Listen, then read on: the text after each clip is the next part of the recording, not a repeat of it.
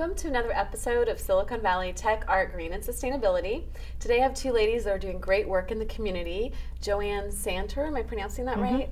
And Karen Greenbank, and thank you for joining us. And I'm so honored to have you here with the work that you're doing with the animals in our community. And thank you. Thank you for having us. Close to home for me, when I went out to get my paper with coffee in hand, you had one of your volunteers across the street grabbing some cats from some people over there, and I live downtown, and and there's always creeks in our backyard. There's always so many cats. So 13th Street Cat Rescue, and welcome for joining us. Before we get into what it's about, tell us a little bit about yourself. And Joanne, we'll start with you. For my lovely outfit, you can. I just got off work. I'm a nurse, and I'm from Philadelphia. Came here in my 20s and will never leave California. Philly to California, yeah, a little difference in weather, yes. and but I love it. That's about it. So were you a nurse when you came out here? Yeah. Or? Okay. I graduated in '75, so I've been a nurse for a long time. What, any specialty, or? I do mother baby right now, which is like the best nursing. What's mother baby? Take care of moms and their newborns. Oh, okay. So fun. I get to play with babies all day and not have any of my own. So is this at a hospital, or you go to people's I'm in homes? a hospital. Okay. I'm in a hospital. Wow. Okay. Yeah. That is amazing. I do love it. So you care for people and you care for cats. Yeah. Wow. And Karen? Well, I was born in San Jose, and when I was 6 months old, my parents moved to Oregon because it was getting too crazy around here. And I thought you were an Oregonian. Yes. So then when I got married, I moved back down here because that's where my husband found a job in the electronics industry. So, but I've always loved animals. Wanted to be a vet at one time, but being in a very small town, they didn't encourage you to be a woman vet because you couldn't get into graduate school, you couldn't get into vet school. They discouraged you completely. Be a secretary. Really? So that's what I was, and I am a trained secretary. Haven't been for about 15 years because I stayed home with my son. And you've been doing this for a long time? I've been doing this for about 7 or 8 years, and I thoroughly enjoy it. It's my passion. 2 kids? I have 3 boys. 3 boys? Yes, okay. 3 boys. So you've had your hands full. Yes, I have. So you've been taking care of a family and cats. Yes, yeah. So how did 13th Street start? What was the impetus? Yeah. I always did this on my own. I would trap, neuter, and at that time release cats.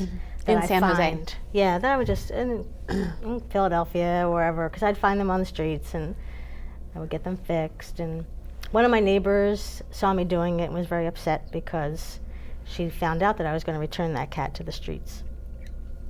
And she wanted the cat gone. So I'm like, no, the cat will be fine. It'll live in my driveway. You'll never see it again. Anyway, she started researching trap, neuter, return. And through the neighborhood, they offered me a grant for $500 to go trap, neuter, return in the neighborhood. And then it was like this little thing, and then it just got huge. Fast. And how long ago was that? 9 years? 9 right? years. Okay. Because there were kittens I couldn't put back. There were sick cats I couldn't return. It just got crazy, and I was in tears all the time. And then I started finding wonderful people. So let's pull up that first slide, because you look at this first slide, and this is like, yeah. I mean, Those this is why you do it, right? Yeah. I mean, they're just little precious things. Yeah. And when you find them on the streets, you can't put them back on the streets. Not when they're like this. So. Yeah. I mean, that's probably 6 weeks or Those are 7? Those are probably about 4 weeks. 4 weeks. 3 to 4 weeks. Wow. They haven't been weaned from their mom, or they've been found not with their mom. And so we have people that bottle feed the little ones. So how many people do you guys have helping then? You know, we were trying to figure that out because it's kind of spread out, but I'm thinking we have like between 50 and 60 volunteers right now. 50 and 60? And that includes fosters, people who do the website, people who do our paperwork, people who fund, trap, Who do the trapping. do our adoption centers, Let's pull up the next slide here too. I had to put 2 of these together. There's so many great pictures, but you've got this, it's like behind a building, or? It's a high school, Okay. a local high school, and we trap, neuter, and return these cats, and it started with a population of 25 cats.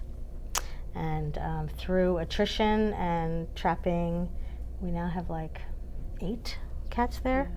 And that's what a managed colony is. When we talk about managed colonies, you want And they're to, eating there, so we can pull that one down.